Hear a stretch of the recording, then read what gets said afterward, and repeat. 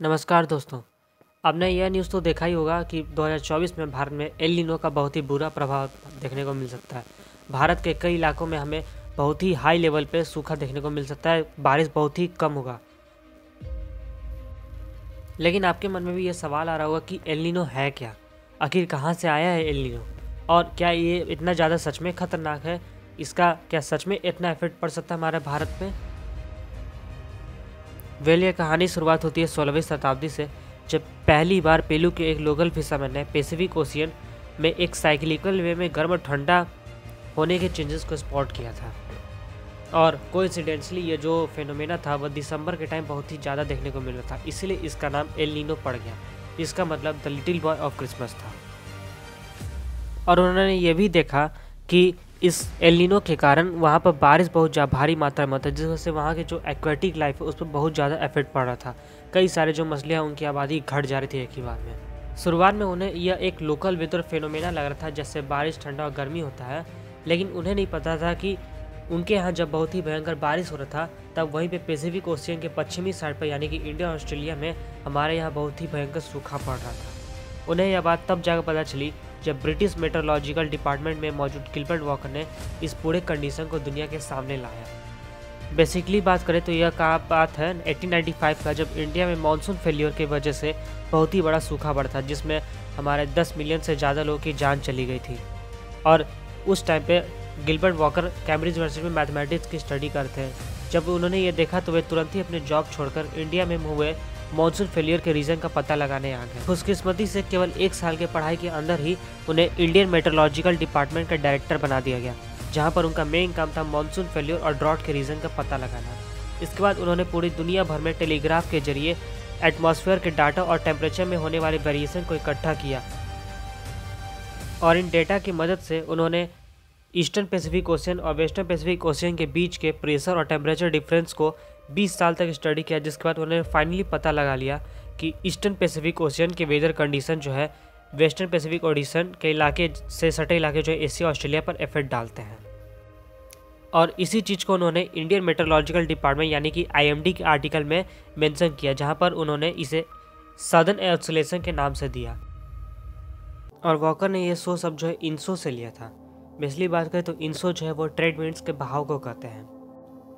Trade winds जिसे पहले के ज़माने में व्यापारी जो है इसी के मदद से अपना व्यापार करते थे, इधर से उधर जाते थे जहाज के जरिए। और ये जो ट्रेड विंड्स है पूरे पृथ्वी पर बहता है। और आपको तो पता ही होगा कि इक्वेटर पर जो है सन का रेज जो है बहुत ही ज़्यादा पड़ता है, जिसकी वजह से वहाँ पे हवा जो है गर्म हो जाता है और ये ऊपर चला जाता है एटमॉस्फेयर से और भी ज़्यादा। और जैसे जैसे ये ऊपर जाता है ये ठंडा होते जाता है, और उसके बाद ये 30 डिग्री नॉर्थ और साउथ लैटिट्यूड पर वापस नीचे आ जाता है, जिससे इक्वेटर पर लो प्रेशर और नॉर्थ और साउथ पर जो है हाई प्रेशर बन जाता है। और जैसा कि हमारा इक्वेटर जो है पोल्स के मुकाबले बहुत तेज़ी से रोटेट करता है, जिसकी वजह से जो ट्रेड विंड्स है वह इक्वेटर पर सीधे ना आकर वेस्टर्न साइड्स की ओर रोटेट हो जाता है, जिसकी वजह से जब ये पैसिफिक ओशियन जैसे बड़े लार्ज सर्फेस एरिया पर आता है तो ये और भी तेज़ी से चलने लगता है, और इसी को हम लोग इंसो कहते हैं। अब हम चलते हैं हमारे मेन टॉपिक पर। गिलबर्ट वॉकर के सदर्न ऑसिलेशन के पब्लिकेशन के बाद भी उनके स्टडीज़ पर कोई भी उतना ज़्यादा ध्यान नहीं लिया, उनके स्टडीज़ को किसी ने उतना सीरियस नहीं लिया, और 1958 में उनका डेथ भी हो गया। और नॉर्वेरियन मेट्रोलॉजिस्ट साइंटिस्ट जैकब बेजरनिट्स आते हैं, जिनकी नज़र गिलबर्ट वॉकर के सदर्न ऑसिलेशन प्रोजेक्ट पर गई। उन्होंने पैसिफिक ओशियन और सदर्न ओशियन किसी के बीच में किसी न किसी तरह का लिंक पाया, जिसके बाद बेजरनिक्स ने सी सरफेस के टेम्परेचर को मॉनिटर किया और उन्होंने ऑब्जर्व किया कि एक एवरेज पर जो ट्रॉपिकल ईस्ट पैसिफिक का जो तापमान है वह ज़्यादा ठंडा है ट्रॉपिकल वेस्ट पैसिफिक के मुकाबले, और उन्होंने इस कंडीशन को न्यूट्रल नाम दिया। बेसिकली इस न्यूट्रल कंडीशन में स्ट्रॉन्ग ट्रेड विंड जो है वार्म सरफेस वाटर को वेस्टर्न पैसिफिक की तरफ भेजता है, जहाँ इसकी जो सीमा है एशिया ऑस्ट्रेलिया की तरफ लगता है। वार्म ट्रेड विंड्स के कारण इक्वेटर की तुलना में इंडोनेशिया इंडो ऑस्ट्रेलिया के जो समुद्र के सतह है वह सामान्य रूप से 0.5 मीटर ज़्यादा ऊंचा होते हैं और 7.2 डिग्री अधिक गर्म हो जाता है। वार्म वाटर के वेस्टर्न साइड बढ़ने से इक्वेटर, पेरू और चिली के जो कोस्टल लैंड्स है वहाँ पर कोल्ड वाटर जो है सरफेस पर आ जाता है, और इस प्रोसेस को अपवेलिंग कहते हैं। कोल्ड वाटर के ऊपर की ओर बढ़ने से न्यूट्रिएंट्स रिच वाटर इओफोटिक जोन समुद्र के सरफेस पर आ जाता है। इसमें नाइट्रेट, फॉस्फेट, फाइटोप्लैंक्टन जैसे छोटे छोटे जीव रहते हैं, जिनके कारण समुद्र में एक्वेटिक लाइफ जो है बहुत अच्छे से ग्रो करने लगता है। अपवेलिंग की वजह से कई सारे वैरायटी ऑफ मैरीन लाइफ जो है फूड मिलता है, जिससे पेरू, इक्वेडर, चिली जैसे इलाके जहाँ फिशिंग एक प्राइमरी इंडस्ट्री है बहुत ज़्यादा ग्रो करने लगता है। इसके साथ ही यह ग्लोबल क्लाइमेट में प्रभावी इफेक्ट करता है। वेस्टर्न पैसिफिक ओशन में जहाँ गर्म समुद्र का तापमान के कारण इंडिया, ऑस्ट्रेलिया, इंडोनेशिया में रेनफॉल बढ़ाने का कारण और वहीं पे साउथ अमेरिका जैसे इलाके में हमेशा जो कंडीशन है ठंडा और ड्राई रहता है।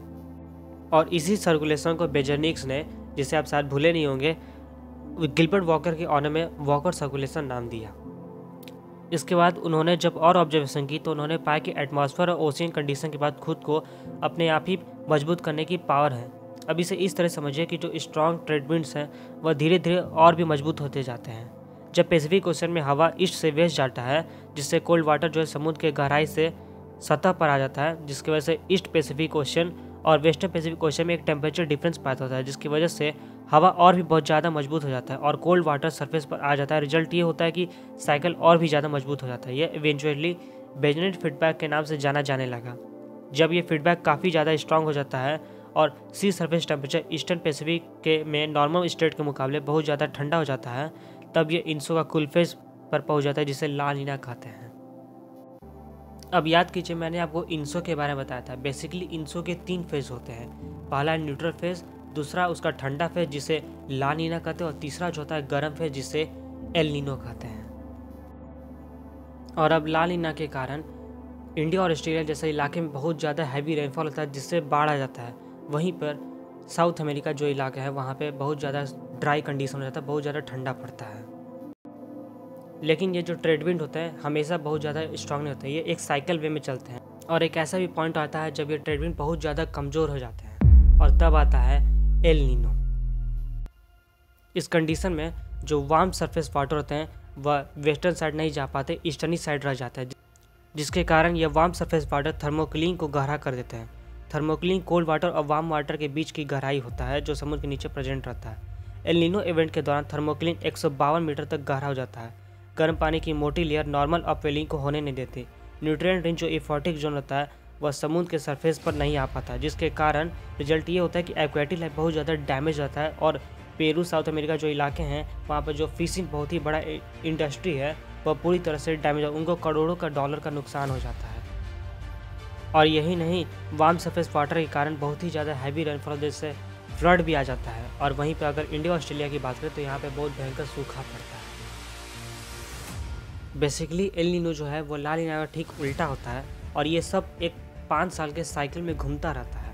इससे पहले 2018 में एल नीनो आया था, जिसके बाद वर्ल्ड मेट्रोलॉजिकल ऑर्गेनाइजेशन के डाटा के मुताबिक 2024 में एल नीनो के आने के चांसेस बहुत ही ज़्यादा हैं। और ये कितना ज़्यादा खतरनाक हो सकता है आप इस डाटा से समझ सकते हैं कि इससे पहले 1982 से 1983 के बीच में जो एल नीनो आया था यह अब तक के इतिहास में सबसे ज़्यादा खतरनाक एल नीनो है। उस समय इंडिया और ऑस्ट्रेलिया में बहुत ही हाई लेवल के बहुत ही हार्श ड्रॉट आया देखने को मिला था। वहीं पे चिली में रिकॉर्ड तोड़ बारिश हुआ था, और दुनिया में कई सारे इलाके में बहुत ही भयंकर बीमारी फैल गया था, जैसे ब्लैक डेथ, जिसमें 5 मिलियन से ज़्यादा लोगों की जान जा चुकी थी। इस बार जो एल नीनो है वो और भी ज़्यादा खतरनाक होने के चांसेस हैं, इसीलिए इंडिया में हाई लेवल के अलर्ट जारी किए जा रहे हैं सूखे पड़ने के लिए, मानसून फेल्योर को लेकर। कोई नहीं जानता कि इस एल नीनो का क्या इफेक्ट पड़ सकता है हमारे इंडिया पर और कितना ज़्यादा असर ये कर सकता है। हम बस के लिए अपने तरफ से तैयारी ही कर सकते हैं। सो फ्रेंड्स, मिलते हैं किसी और नई वीडियो में। अभी तक के लिए इस वीडियो में इतना ही। अगर आपको इस वीडियो से कुछ भी सीखने को मिलता है तो इस वीडियो को ज़रूर लाइक कीजिएगा, और अगर आप और भी ऐसी नॉलेजेबल वीडियो चाहते हैं तो हमारे चैनल से ज़रूर जुड़िए। तब तक के लिए मिलते हैं किसी और नई नॉलेजेबल वीडियो में। हमेशा हेल्दी रहिए, क्यूरियस रहिए। जय हिंद, जय भारत।